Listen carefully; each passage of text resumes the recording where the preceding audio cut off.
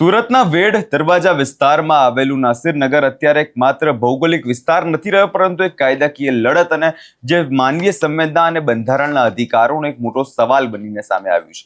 નાસિરનગરમાં તાજેતરમાં જે પ્રશાસન દ્વારા ચલાવવામાં આવેલા બુલડોઝર અને ડિમોલિશનની જે સ્પીડ જોવા મળી, તેનો મામલો હવે હાઈકોર્ટ સુધી પહોંચ્યો છે. શું રહે સમગ્ર મામલો, તેના વિશે વિગતે ચર્ચા કરીએ. નમસ્કાર, હું છું પ્રથમ મોદી, આપ જોઈ રહ્યા છો નિર્ભય ન્યૂઝ.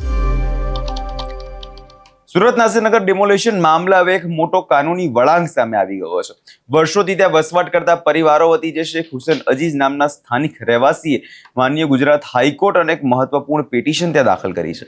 આ અરજીમાં માત્ર ડિમોલિશન પર તાત્કાલિક સ્ટે આપવાની માંગ નથી કરવામાં આવી, પરંતુ જે ઘર વિહોણા બનેલા અને બનવા જઈ રહેલા જે સેંકડો પરિવારો છે તેમના માટે વૈકલ્પિક આવાસ અને પુનઃ વસવાસની વ્યવસ્થા પણ કરવાની વાત કરવામાં આવી છે. આ સમગ્ર મામલાની ગંભીરતાને સમજવા જોવું હોય તો અરજદારે કાયદાકીય લડતમાં કોની સામે મોરચો માંડ્યો છે. હાઈકોર્ટની પિટિશનમાં ગુજરાત રાજ્ય સરકાર, સુરત મહાનગરપાલિકા એટલે એસએમસી અને સુરત પોલીસ કમિશનરના ડેપ્યુટી કમિશનરને પણ પક્ષકાર બનાવવામાં આવ્યા છે. એટલે કે પ્રશાસન અને કાયદો વ્યવસ્થા જાળવતી એજન્સીઓએ સીધી હાઈકોર્ટના સવાલોના દાયરામાં આવી ગઈ છે. અરજદારનો દાવો છે કે આ કોઈ ગેરકાયદેસર દબાણો અને સામાન્ય કેસ નથી, પરંતુ અરજીમાં સ્પષ્ટપણે જણાવવામાં આવ્યું છે કે તેમનો પરિવાર છેલ્લા 35 વર્ષથી સમયથી પણ નાસિરનગર વિસ્તારમાં રહે છે અને તેમના પિતા પણ વર્ષો સુધી આ જમીન પર આ જ આશરા નીચે વસવાટ કરતા હતા. પેઢીઓ ત્યાં જ વીતી હતી અને તેવામાં હવે એક ઝાટકે જ્યાં મકાનો તોડી પાડવામાં આવ્યા છે તેના કાયદાકીય પુરાવા રજૂ કરવામાં આવ્યા છે. કોઈ પણ વિસ્તારમાં ગેરકાયદેસર છે કે તેનો વય છે સૌથી મોટો આધાર છે કે સરકારી દસ્તાવેજો પર હોય છે. અરજદારે હાઈકોર્ટ સમક્ષ પોતાના દાવાના સમર્થનમાં જે પુરાવા રજૂ કર્યા છે તે ખરેખર જોવા જઈએ તો મોટા સવાલો ઉભા કરે છે. રહેવાસીઓ દ્વારા વર્ષોથી નિયમિત રીતે પ્રોપર્ટી ટેક્સ એટલે મિલકત વેરો ભરવામાં આવતો હતો. પુરાવા તરીકે કોર્ટમાં વર્ષ 1996 અને વર્ષ 2011, વર્ષ 2018ની મિલકત વેરાના સત્તાવાર રસીદો રજૂ કરવામાં આવી છે. એટલું જ નહીં, વર્ષ 2006નું વીજળી બિલ પણ કોર્ટ રેકોર્ડમાં મૂકવામાં આવ્યું છે. હવે સવાલ એ થાય કે જો પ્રશાસન છેલ્લા 30 થી 35 વર્ષથી આ જ રહેવાસીઓ પાસે પ્રોપર્ટી ટેક્સ વસૂલ કરતું હતું તો જો ત્યાં સત્તાવાર વીજ જોડાણો હતા, તો પછી અચાનક એવું તો શું બન્યું કે આખો વિસ્તાર ગેરકાયદેસર બની ગયો? અને જો ગેરકાયદેસર હતો જ તો આટલા વર્ષો સુધી તંત્ર ઊંઘતું કેમ રહ્યું? અરજીમાં જે સૌથી મોટો ચોંકાવનારો આક્ષેપ કરવામાં આવ્યો છે તે છે તંત્રની ઉતાવળ અને કથિત જોહુકમી. 29 મે 2026ના રોજ અચાનક જ સુરત મહાનગરપાલિકા અને પોલીસનો તંત્રનો મોટો કાફલો નાસિરનગરમાં ત્રાટકી જાય છે. રહેવાસીઓનો આક્ષેપ છે કે તેમને કોઈ પણ પ્રકારની પૂર્વ નોટિસ આપવામાં નથી આવી અને કોઈ લેખિત કે મૌખિક જાણ કરવામાં નથી આવી. અને જોતામાં જે 2 જૂન 2026 સુધીમાં એટલે કે માત્ર 4 થી 5 દિવસની અંદર 150 જેટલા મકાનો જમીનદોસ્ત કરી લેવામાં આવે છે. વિચારો, જે પરિવારો વર્ષોથી પોતાના ઘરમાં સુરક્ષિત બેઠા હતા, સાંજ પડતા જ સુધીમાં તેમનો આશરો કાટમાળમાં ફેરવાઈ ગયો. અરજીમાં જણાવવામાં આવ્યું છે કે આ ડિમોલિશન બાદ બાકીના જે રહેવાસીઓ છે તેમાં ભારે ભય અને ફફડાટનો માહોલ ફેલાઈ ગયો છે. લોકોને આશંકા છે કે ગમે તે ક્ષણે પ્રશાસનનું બુલડોઝર ફરી વળી છે અને તેમના ઘર જે છે છીનવાઈ જશે. સ્થાનિક લોકોના ડિમોલિશનની કામગીરીમાં અવરોધ ઊભો ન કરવા માટે કડક ચેતવણી પણ આપવામાં આવી છે અને વિરોધ કરનારાઓ સામે કાયદેસરની કાર્યવાહી કરવા કે તેમને જેલમાં ધકેલી દેવાની ધમકીઓ પણ પ્રશાસન દ્વારા આપવામાં આવી છે.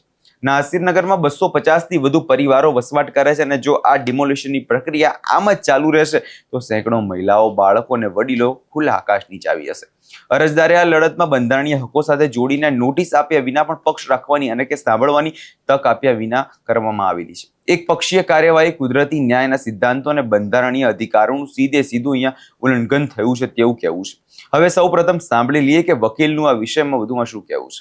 કાર્યવાહી કરવા માટેની માંગ 29/5/2026ના રોજ કતારગામ ઝોન સુરત મહાનગરપાલિકાના હદ વિસ્તારમાં નાસિરનગર ઝુંપડપટ્ટી એક નોટિફાઈડ સ્લમ છે.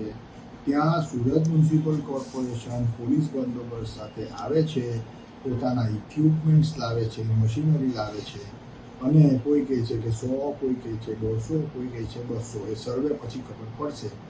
પણ આટલા મકાનોનું ગેરકાયદેસર without following any mandatory provision of law demolish કરી નાખ્યા મકાનો. પછી ખબર પડી આ લોકોને કે આ જે સ્ટાફ હતો તે સેન્ટ્રલ ઝોનનો હતો, એટલે એ લોકોએ ડિસઓન કરી દીધું કે ના અમે નથી કર્યું, ફરી ગયા. પણ વિડીયો ફૂટેજ ને બધી વસ્તુ છે.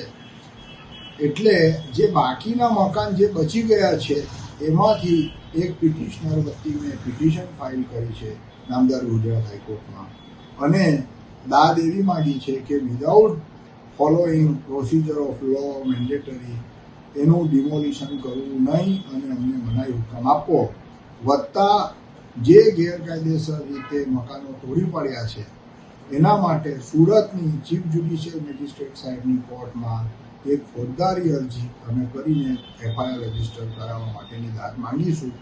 એ તૈયાર છે, લગભગ કાલે એ દાખલ થઈ જશે.